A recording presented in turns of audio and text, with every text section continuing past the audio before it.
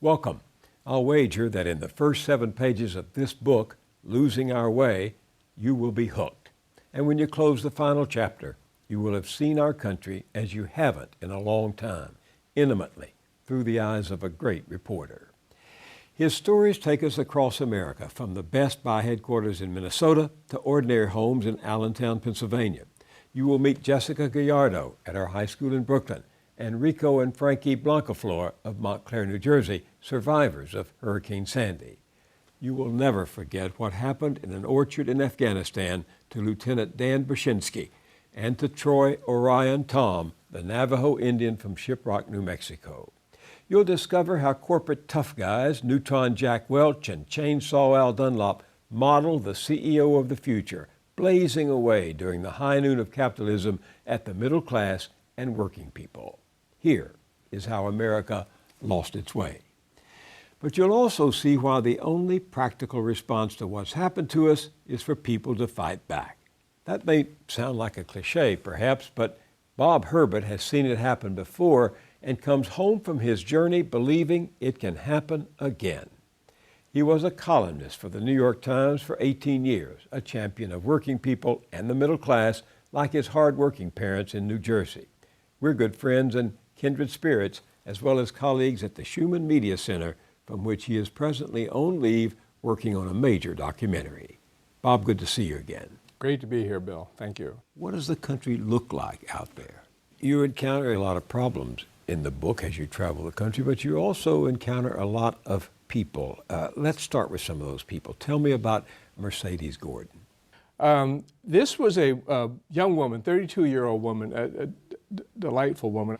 And she was going across that I-35 bridge in Minneapolis, Minnesota, that collapsed and crashed into the Mississippi River. This was back in August 2007. And we tell Mercedes' entire story in this book, from the moment that she left work and headed toward that bridge to this terrible accident where she was horribly injured. And we chronicle her recovery. And we use that as a way of getting into the issue of our collapsing infrastructure in the United States. That's how we open the book. You start with a wreck. Exactly right. And I think that this, the collapse of this bridge, not only is it part of the story of our need to rebuild the physical plant of America, I think that it's also a metaphor for what's happened in America. We have not taken proper care of the infrastructure. It's a sign that the center is not holding in the United States. So it's one of the major themes in the book. You find a link between a collapsing infrastructure and a society coming apart. Exactly right. The major way we've lost our way, in my view, is that instead of being sort of this civically engaged democracy, which is what the United States is supposed to be, I think that we've established a power structure in which the great corporations and the big banks have allied themselves with the national government and in many cases local government as well to pursue corporate interests and financial interests, as opposed to those things that would be in the best interest of ordinary working people. And once you do that, and we've watched it unfold over a long period of time, once you do that, you lose the dynamic that America is supposed to be. It's supposed to be an egalitarian society, a society of rising standards of living, a society of a vast and thriving middle class, and we are getting farther and farther away from that ideal. So many of the people you write about are falling off the bridge and through the cracks, so to speak. I was impressed with this large man with a fringe of white hair, a mustache, and a delicate goatee. Tell us about Lamar Hayes. Lamar Hayes is a fellow that I met in a town called Woodstock, which is in the suburbs of Atlanta.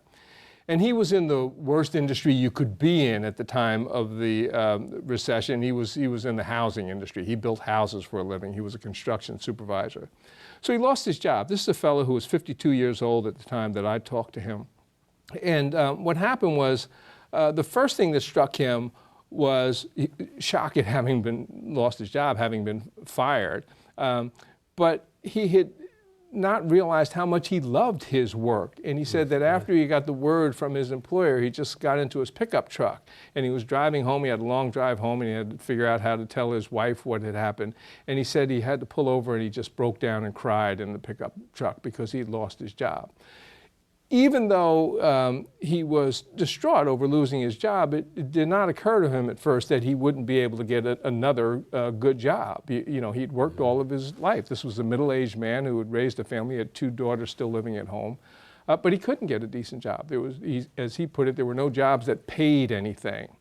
And so he ended up working as a greeter in Walmart.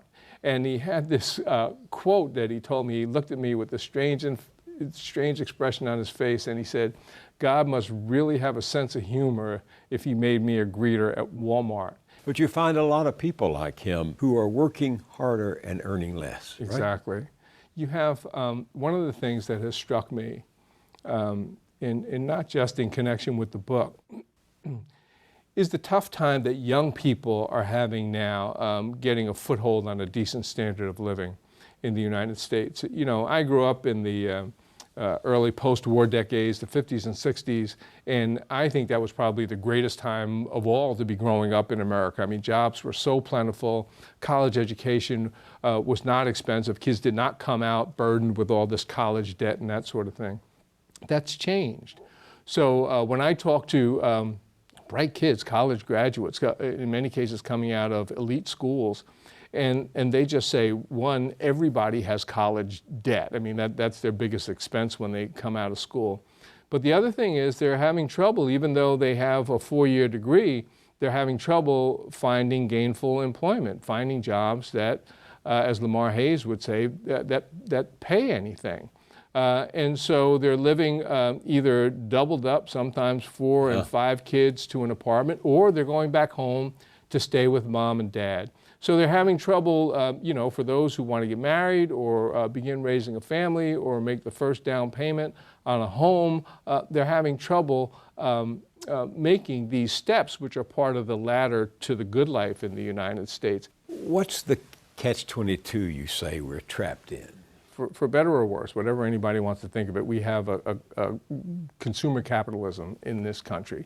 So if you're going to have a decent standard of living, you have to have a good job. Unless you're very wealthy, you have to have a good job in this country.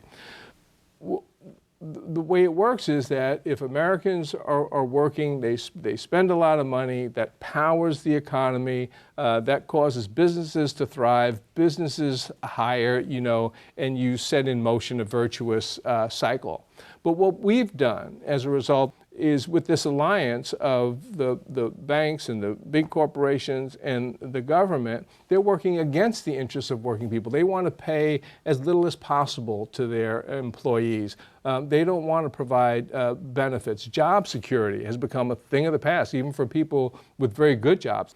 So what happens is you don't have that virtuous cycle. You don't have people with terrific jobs spending all kinds of money that powers the economy and creates more jobs. So that's the catch-22. If we don't understand that you have to pay a decent wage to working Americans for the economy to work for everybody, then we're going to lose in the long run, and that's what's been happening. You write about Apple, for example, as one of your examples. Few companies have been as successful as Apple, you write. Lavishly compensated executives, while most of the employees are members of the low-wage service economy, typically earning about $25,000 a year. Apple salespeople were dedicated, you say. Many were college educated, and they made tons of money for their employer. It's incredible the amounts of money Apple makes. They weren't paying commissions to these workers. Many of these workers were true believers. They were young kids, bright kids. They loved Apple products and they loved the corporations, but they had trouble getting a foothold in their own lives, setting up a life for them or for their families if they had a family. If you look at the gap between what the top executives at a company like Apple make and then what they pay their line employees, it's disgraceful. It just and it's not the way things should be in the United States. If you put in a decent day's work, then you should get a decent day's pay. That should just be a given. I'm sure you have heard here in New York about the New Jersey woman, Maria Fernandez, who worked 3 jobs to make ends meet and died while napping in her car between shifts. She was making $8.25 an hour and was struggling to get by. Yet when House Speaker John Boehner spoke at the conservative think tank American Enterprise Institute, he talked about this idea that's been born in the country that I really don't have to work, I really don't want to do this, I think I'd rather just sit around. And I thought of that speech when I read about Maria Fernandez, and I wondered how can John Boehner, any politician, Democrat or Republican, be so far removed from the lived experience of people that you met on your journey and people like Maria Fernandez? Boehner's comments are so common among a certain segment of the society, this idea that people don't want to work. I have been covering this employment issue for 20 years or more, and I will tell you, I have hardly ever seen anyone who doesn't want to work. It's just the opposite. People are desperate for jobs. And when folks who are looking for a job land a good job, I can't tell you how excited they are. They're pumped up. They have a party. They have a party at home. People want to get that next promotion. And you mentioned this woman in New Jersey who died under those tragic circumstances. That's another indication of how we're missing the point when we look at the employment picture, because she had 3 jobs. Yeah. So those would be considered like 3 jobs that were created at some time or another. So that would be an indication of job growth, when in fact the reality is that it's an indication of how much trouble our Americans are in. And I've met so many people who are working 2 and 3 jobs at a time. They have no time to themselves. They have no time to spend with their children or other members of their family, which is such a shame. And then beyond that, even those folks who are working, their working conditions are often awful. So many of the jobs that are created are part-time jobs or otherwise contingent. But also people don't, in many cases, even know what their work schedule is going to be from week to week, because the bosses don't tell you, well, you're working Monday through Thursday this week at such and such an hour. They'll say, well, we'll let you know on Monday which couple of days you're working. And Monday and Tuesday, we may need you to come in at 3 in the afternoon. But on Wednesday, you may have to come in at 9 in the morning and that sort of thing. And that's crazy. People should not be treated that way. To me, if you can't afford to pay your workers, it's the same as if you can't afford to pay your rent. It means you can't afford to be in business. And if you're paying your workers what the minimum wage is right now, that means to me that either you can't afford to pay your workers or you're just unwilling to pay your workers what you should be paying them. We should have accepted as a society that the minimum wage is an insufficient wage. You spend a good bit of time with veterans of Afghanistan and Iraq. Tell me about Lieutenant Dan Brzezinski.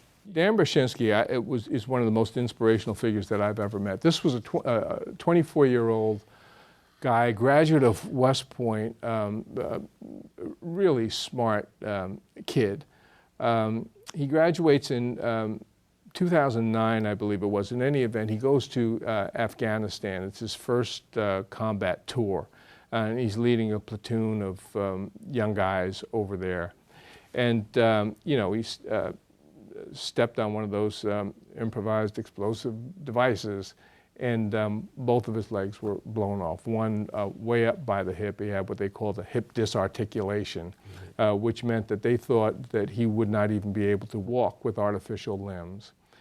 So he came back, and I met him. I was introduced to him when he was down at Walter Reed, when it was still in Washington, in the early stages of his recovery. And he was adamant. He wanted to walk again with these artificial limbs. And the doctors were trying to prepare him and his family for the idea that he might be confined to a wheelchair for the rest of his life, but he would have none of that. And I watched his progress, and he eventually was able to walk. It took a couple of years. He went through such pain, such agony, but he never complained. He never even seemed down when I spoke with him. It was incredible. And I tell his story because I think that most Americans don't understand the degree of suffering that individuals and their families are going through as a result of these wars, that we just continue to fight wars without end, wars where in many cases the majority of the population is not even paying attention to what's going on. And so the toll in individual lives has been staggering. The suffering for the tens of thousands of men and women who have had grotesque injuries, sometimes losing 2 limbs, 3 limbs, sometimes 4 limbs, terrible burns, brain injuries, and that sort of thing. None of that gets a lot of coverage. And then the staggering costs of these wars, which are borne by the taxpayers. I mean, one of the things that was insane was that as we're at war in Iraq and Afghanistan, the Bush administration cut taxes. This has never been done in American history. The idea of cutting taxes while you're going to war is just crazy. I mean, it's madness. And then you go on to write about Sergeant Corey Remsburg, whom I also remember. Tell us his story. So this is when President Obama was giving his State of the Union address in 2014. And, you know, they cite courageous people and honor their, you know, the television cameras focus on them. And this fellow who had been an Army Ranger was in the spotlight that night. He got blown up by a roadside bomb in Afghanistan. Terrible injuries, terrible brain injuries, blind in one eye, and you know, it's just a tragic situation. So there was every reason to honor this fella at the State of the Union, and he got a standing ovation, as he should have. Corey is here tonight, and like the Army he loves, like the America he serves, Sergeant First Class Corey Remsburg never gives up, and he does not quit. Corey.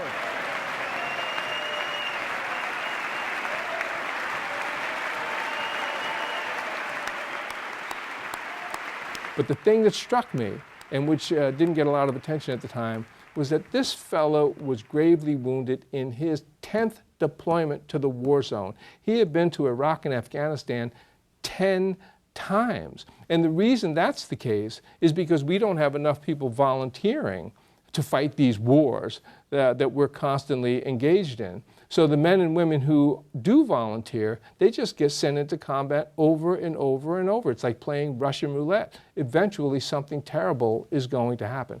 If we're going to fight wars, you can feel however you want about the wars, but if we're going to fight wars, everybody should make a sacrifice in some sense.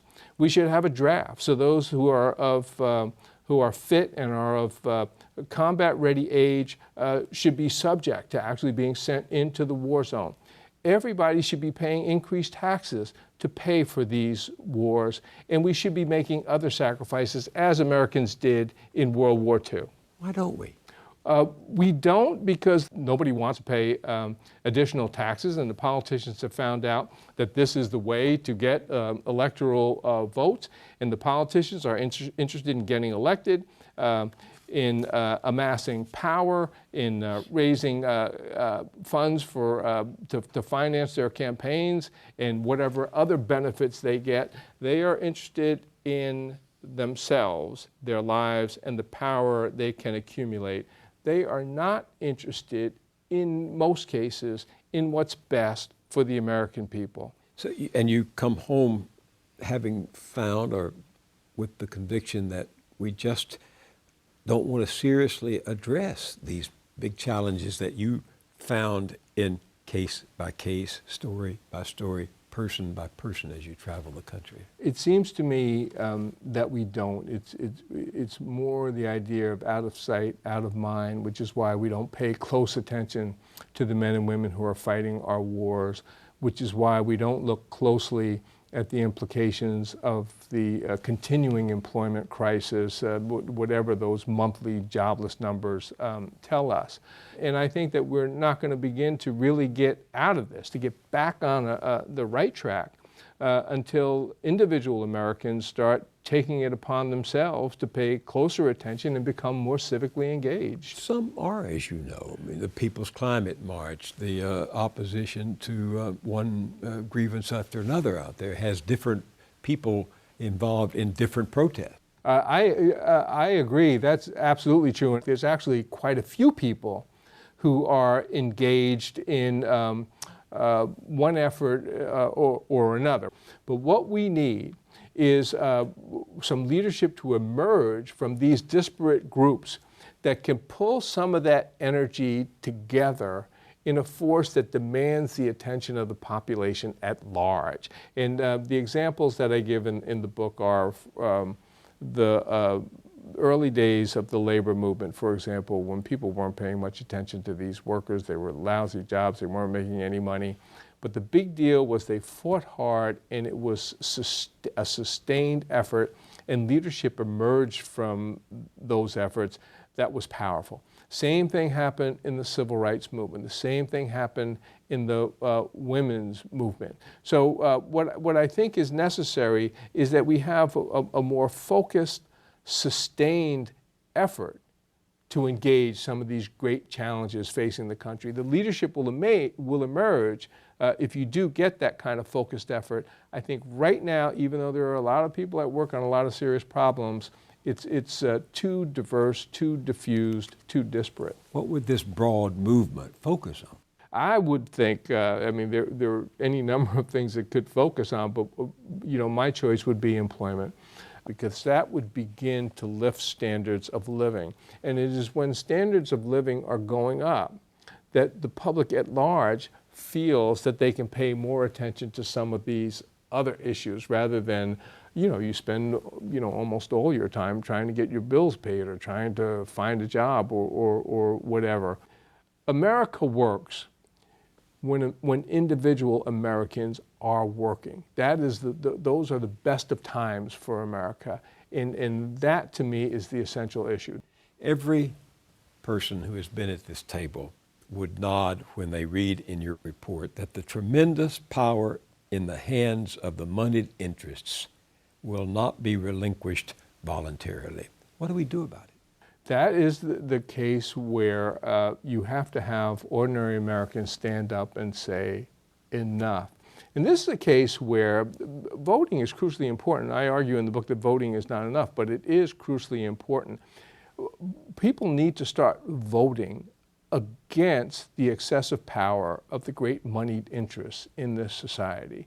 Those candidates who would fight back against that power, vote for those candidates. But more than that, I think that you need direct civic action. We had the Occupy protest, but that was a protest that did not have a clear focus, did not make specific demands, did not have a strategy, a long-term strategy. We need a movement, a powerful grassroots movement that will fight for the interests of ordinary men and women and for this new generation of Americans that's coming along right now. The book is Losing Our Way, an intimate portrait of a troubled America by my friend Bob Herbert. Thank you very much for being with us. Thanks so much, Bill. Appreciate it.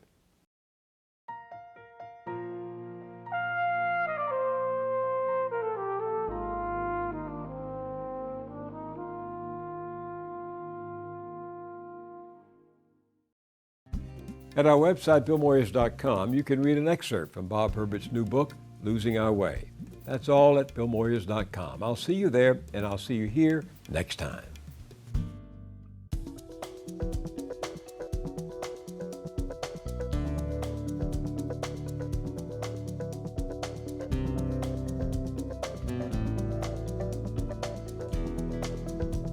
Don't wait a week to get more Moyers. Visit BillMoyers.com for exclusive blogs, essays, and video features.